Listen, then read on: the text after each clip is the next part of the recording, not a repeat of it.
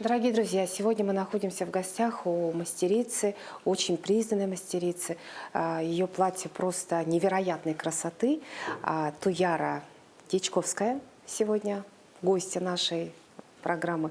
И мы находимся у нее дома в гостях, в ее мастерской.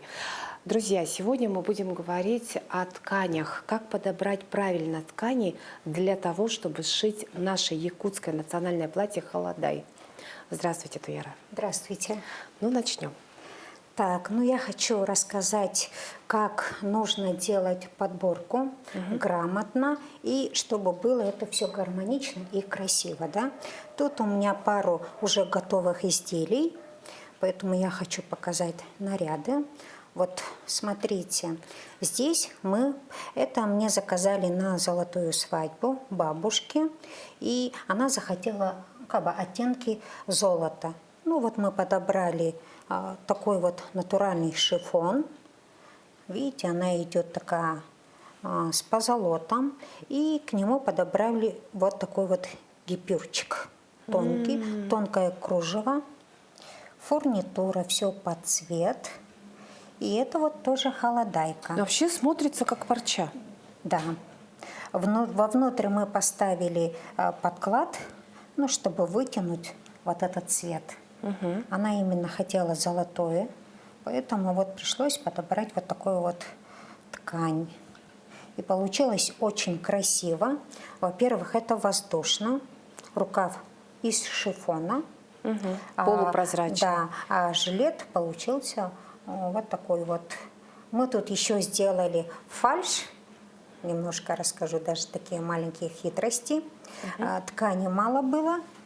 Мы просто очень захотели именно эту ткань, поэтому нам пришлось даже сделать вот такую вот обманку, фальш.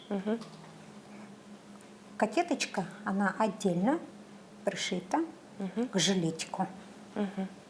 Так вот. Сейчас очень популярны стали ткани натуральные, потому что они дышат. И добротно и красиво смотрятся. Вот эта ткань называется туса. Это самый настоящий шелк. Тут даже... Ой, он такой плотненький. Да, нет. Она, знаете, когда вот если свернуть, объема вообще нету. И на вес она очень легкая, воздушная. И самое главное, к телу очень приятное. Тело дышит. Тут прямо такие вот узелки, потому что именно это вот настоящий шелк. Поэтому она даже с узелками. Я в основном работаю... А холодай получается вот из такого? Конечно, они очень красивые холодаи получаются. Но ведь полета не получится, когда вот... Такой воздушности, не знаю, из-за того, что на вес ткань. Она легкая, это просто на вид она такая плотная, да? На самом-то деле она очень тонкая, очень тонкая, очень хорошо драпируется, и красивые рукава получаются, пышные такие, дюк-джур, вот это вот все объемное и красивое получается. Поэтому сейчас очень популярно шить именно вот из таких тканей. Туса, Друзья дорогие, тафта. Друзья дорогие, конечно, холодай можно в разной ценовой такой, так сказать, выбрать если по своему карману. Если эконом-варианты, то, конечно, это синтетические ткани, потому что синтетические ткани намного стоят дешевле, и они просты в уходе. Их стирать можно хоть вручную, хоть в стиральной машине. А натуральные ткани, допустим, вот здесь шелк, он требует ухода. Это то есть обязательно ручная стирка? Обязательно ручная стирка. Шелк, химчистка? Или химчистка. Шелк нельзя ни в коем случае выжимать или вешать на солнце, потому что оно может потерять просто свой блеск, и иногда бывает даже смывается краска и теряется форма. Поэтому очень бережно ухаживаем за натуральными тканями, обязательно только ручная стирка. И никаких замачиваний. Просто сполоснули. Я всегда вот своим клиенткам советую, такие, советы даю. Ухаживайте как за своими волосами. Немножко такая, ну, комнатная температура вода, туда можете разбавить средства для шелка, допустим, да, или же просто добавляете обычный шампунь и просто сполоснули и повесили. Ни в коем случае сильно Тереть, выжимать. Да, выжимать ни в коем случае нельзя, потому что она очень такая Просыхать, как деликатная. эта ткань должна? Ну, просто главное, на солнце нельзя вешать. Есть еще, ну вот здесь вот синтетическая ткань с такими с выбитыми, ну тут уже даже не выбитые, да, рисунки, а просто печать напечатали. Вот так же мы украсили, это уже готовое изделие, украсили двумя видами тесемочкой. А можно его показать, это платье? Но это вот еще тут надо корректировку сделать. И по расходу ткань примерно от 5 метров, да? где-то? Минимум 5, но если хотите широкое, красивое, да, или же вот такие рюши, такие воланы широкие, тогда уже расход больше, от 7 и выше. Бывает даже, когда, если ткань шифоновая, то даже до 10 метров может. Ну, вот здесь приталенное, это тоже стилизованное. Вот такие вот рюшечки. К нему мы подобрали жилет. А длина платья, она должна быть какой вот? Это вообще уже, классическое платье? Это уже по-разному. Кто-то прямо в пол, а кто-то до щиколотки, а кто-то вообще ниже колена. Это смотря кто как носит и с чем носит. Те, которые с сапогами носят, да, с такими красивыми, Ну, чтобы показать сапожки, да, они нужно... делают чуть покороче. А те, которые носят, ну, там, с каблуками, да, или же приталенные, в основном сейчас стали делать стилизованные холодай, это уже совсем длинные платья получаются в пол. Вот так же фурнитуру мы подобрали. Красиво все. И видите, тут я украсила бисером. А вот современный костюм наш, да, национальный, он же претерпевает, в общем-то, тоже какие-то изменения. За основу взят вот классическое платье холодай, Да. которое раньше изначально шили из ситца, да. И вот, как вы говорили, что семьи были у нас многодетные, да, Да, поэтому и чтобы, попроще ткани да, были и чтобы тогда. женщине ничего не мешало, чтобы ей как было удобно, комфортно. Поэтому они были очень широкие, эти платья, да? Да. А сегодня это вообще совершенно огромное разнообразие различных тканей, как вы сказали, от синтетики и заканчивая какими-то дорогими шелками. Да. А вот по рисунку, вот здесь вот это вот однотонный, да, однотонная ткань, здесь у нас... Ну, это тоже зависит от предпочтения, да. Кто-то любит минимализм, а кто-то любит яркие такие вещи, даже вот с такими крупными принтами. Тут в данном случае, смотрите, какая яркая ткань. Тут розы, это шелк натуральный, еще он жаккардовый. Видите, тут выбитые такие горохи, если так присмотреться. Жаккардовый, это как понимать? Это когда выбитый рисунок. Видите, Видите, тут горошки, они выбитые такие. А кто-то любит поскромнее. Те, конечно, выбирают однотонные ткани. Или не такие яркие и не кричащие. Даже есть вот такие вот ткани. Вот эта ткань тоже у нас натуральная. Это шифон. Называется дебаре. Тут выбитые цветы. Смотрите, достаточно такие крупные цветы тоже. Но если по косой раскроить, это получится очень красивое платье. По косой, когда кроешь, это цветы намного меньше смотрятся. Ну, а если, например, вот по фигуре, да, как выбирать, например, ну, если женщина крупная, там, то вот такие вот цветы, видимо, крупные, они как-то Это да, не это очень хорошо зависит от будут фигуры. смотреться. Если девушка стройная, то может себе позволить крупные цветы. А когда женщина крупная или ростом выше, да, то они стараются как-то более-менее То есть рисунок должен быть такой минимализировать, вот да, мелкий. да. А Поменьше. смотрите, вот здесь везде цветы. А можно ли вот в современном платье каком-то вот нашем якутском использовать, ну, какую-то геометрию, горошек? Конечно, или, допустим, обязательно, какие-то да, геометрические да, треугольнички, да, там еще что-то? Да, обязательно. замечательно. Можно использовать хоть полосочки, хоть квадратики, да, хоть треугольники. Но любую ткань можно использовать. Главное, лишь бы, чтобы это подошло как бы девушке. Ну и нравилось, Чтобы ей конечно же, нравилось, да. А, и еще, вот вы сказали, что мы любое наше платье холодай, конечно, украшаем бисером, бусинами какими-то, какой-то тесьмой. Вот, допустим, вот если это набивной, ну, рисунок у нас, да, ткань с рисунком, подойдет сюда какая-то тесьма или еще что-то, вот какой-то гипюр, может быть, еще как-то вот использовать? Ну, смотрите, в этом случае мы подобрали 3 вида тканей. Вот смотрите, тут цветы такие коралловые, да?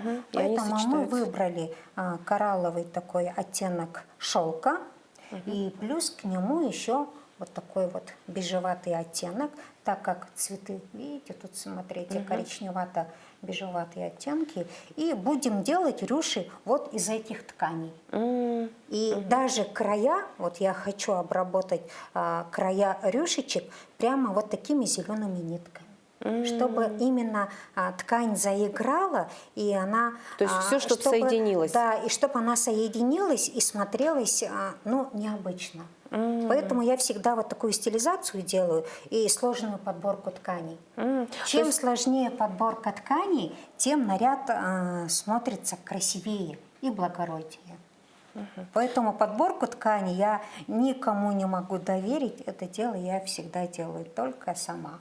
То есть к вам приходит клиентка, Да, и вы с ней да. обсуждаете? И мы обсуждаем фасон, модель, а потом уже начинаем такие Поиск походы тканей. по магазинам. На это очень много времени уходит, но результат оно стоит этого. Вот здесь вот тоже смотрите, какая интересная ткань. Это вот натуральный шифон, очень тонкий. И вот к нему мы подобрали вот такой вот жилет.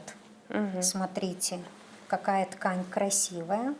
Это туса, вышитая туса, смотрите. Мы даже решили здесь сделать маленькую роспись, хотим сделать.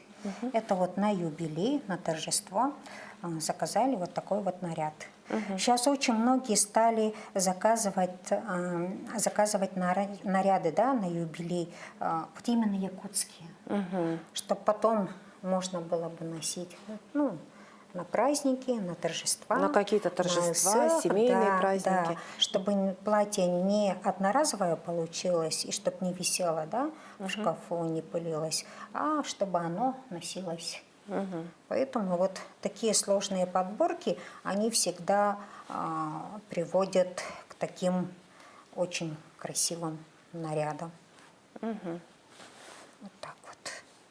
А сколько по расходу, допустим, вот на жилет, допустим, жилет это ведь тоже как бы отдельная, скажем так, деталь нашего к платью, да, и он может быть тоже из разных тканей. В данном случае это туса, может быть это бархат или парча или еще что-то. Да, есть жаккардовые ткани очень красивые, вот набивные, есть разные вышитые. Я люблю еще делать из таких вышитых сеточек, это тоже стилизованные такие. Но в основном такие наряды я делаю стилизованные, а не такие традиционные. Они смотрятся интересно. Расход начинается от 1,5 метров до 3 буквально метров. Бывает, А в зависимости подкладочная? от кроя. Но подкладочные ткани я тоже всегда стараюсь подобрать только натуральные, чтобы также тело дышало и чтобы к телу было приятно. А натурально это что? Это вискоза. батист? Это вискоза. Да? А из батиста это можно? может быть вискоза, это может быть батист. Но сейчас вот батисты стали очень дорогие. Очень дорогие, поэтому в основном мы ставим такие вискозные подклады. Ну, чтобы они форму не теряли при стирке и чтобы приятное к телу. Вискоза – это древесина. Ну или хлопковые ткани. Но перед раскроем обязательно нужно постирать хлопковые ткани. Обязательно хорошенько погладить, обработать. После этого только начинаем раскрой. ткани. А синтетика требует вот таких Нет, предварительных нет, манипуляций нет. каких-то? Синтетика усадку не дает, в основном даже он не теряет цвет, он очень простой в уходе. А шелк? А шелк уже требует такого ухода. Нет, ну вот Но перед пошивом нет, перед обязательно пошивом стирать не обязательно. шелк. Но гладить обязательно. Мгм. Это касаемо и вот этой вот тусы, да? Да, потому что все натуральные ткани дают усадку, поэтому влажно-тепловая обработка обязательно перед раскроем. Вот эти вот вышитые ткани, они тоже дают усадочку, поэтому также сперва все обрабатываем. Туяра, подскажите, пожалуйста, а вот, допустим, начинающая швея, которая хотела бы, допустим, ну, сама вот сшить себе платье, ну, для начала из синтетической ткани, конечно, Да, да? лучше. Потому что шелк это, конечно, очень сложная ткань, и сшить ее очень довольно сложно. Ну и, не дай бог, можно испортить, это очень дорогая ткань. А можно ли где-то найти выкройку какую-то универсальную, по которой можно шить платье? Но можно использовать базовую выкройку и смоделировать. Или также сейчас очень много стали делать готовые выкройки, продаются в магазинах. И по этим выкройкам просто можно шить традиционно. Самостоятельно. Обычно, самостоятельно. Там и есть как бы шпаргалочка. Можно поэтапно шить самому себе платье. Ну, то есть для начала можно использовать как раз вот синтетическую недорогую ткань. Да. Когда уже руку набиваешь, тогда уже можно как бы работать с такими дорогими натуральными тканями. Но я в основном всегда выбираю только натуральные. Скажите... Мои клиентки уже к этому уже привыкли, потому что, ну, как у нас женщин, как бывает, да, после 40 лет мы потеем, нам уже хочется все натуральное, и чтобы тело дышало, конечно, женщины в основном выбирают уже натуральные ткани. А молодые девушки могут выбрать синтетическую ткань. А вот еще Попроще. недорогой вариант. Возможно ли из какого-то, ну, не знаю, вискозную ткань, ткани. или же, может быть, какой-то вот батист, ну не батист, а Нет, ситец? батист, он бывает в основном шелковый. А ситец, ну сейчас оно у нас не такое качество ситца, к сожалению, да. В основном сейчас из штапеля делают. Из штапеля получаются очень красивые платья.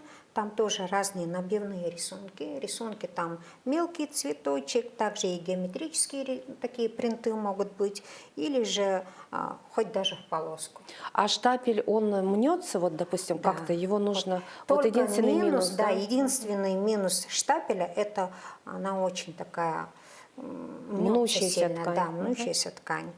Но все натуральные ткани, они мнутся. Так же, как и лен, так же, как и шелк, они все мнутся. Туяра, вот вы начинали шить, 7 лет ведь вы отработали в школе, да, и наверняка всегда все-таки, ну, что-то шили, наверное, да, там, может быть, я не знаю. И как вы пришли именно к холодаям? Мое начало, как говорится, у меня предки были такие творческие люди, да. У меня и папа мастер, у него золотые руки были, и бабушка моя тоже очень такая творческая личность была, она у меня народный мастер, поэтому я с детства была как-то приучена к такому, ну, всегда вокруг меня ткани, иголки, ножницы, и с младшего возраста я как-то к этому, хоть и медленно, но шла. Но после окончания учебы я где-то проработала 7 лет в школе здесь у нас в городе Якутске, а потом уже как-то, ну, посчитала, что это не мое, и решила, кем я только не работала. Я всегда искала себя, я и работала оформителем, и даже проработала какое-то время ювелиром. А потом уже потихоньку, когда у меня дочки родились, я стала им шить платья. Вот и с этого времени я уже шью, обшиваю всю свою семью, всю свою родню, друзей, коллег моих бывших и подружек своих. Вот теперь я уже только этим занимаюсь. И сейчас Это- многие знают вас, да, и обращаются к вам. Да, да, заказов всегда очень много. Я уже как 2 месяца уже не беру заказы, потому что заказов очень много. Все хотят наряды красивые к ИСЭХу, тем более из-за вот этих ограничений мы уже давно не праздновали ИСЭХ. Как только сказали, что ИСЭХ будет, все, телефон мой не умолкает, можно сказать, и заказов очень много. Ну, холода я в основном особо как бы не люблю шить. Но почему-то вот в этом году у меня больше получается заказов холодая, чем других нарядов, да. И также мужские камзолы я шью. И моя фишка, они все с ручной вышивкой. Вот это моя То фишечка. есть вы еще и вышиваете. Да, я люблю вышивать. Вышивать разными нитками, шелковые, мулине и также бисером. Вот это вот именно моя фишка, поэтому вещи получаются такие эксклюзивные, красивые и оригинальные. А есть у вас вот работы ваши, камзол какой-нибудь? Ну, сейчас вот готового нету, потому что я чисто на заказ работаю. То есть вы поэтому- что-то сделали и сразу... Да. Уже столько много камзолов было шито, и впереди это все предстоит. всё сделать. Скажите, пожалуйста, а вы вообще, вот ваше профессиональное сообщество, да, вы же общаетесь с другими мастерами, как вы обмениваетесь вот информацией, какими-то, может быть, секретами, может быть, какими-то советами, или вот вы какие-то советы, что-то вот, наверняка обращаются к вам начинающие швеи. Очень много общаются. Даже через социальные сети многие выходят и просят совета. Допустим, по подборке ткани, да, или там украсить как вышить, как выкройку делать, да.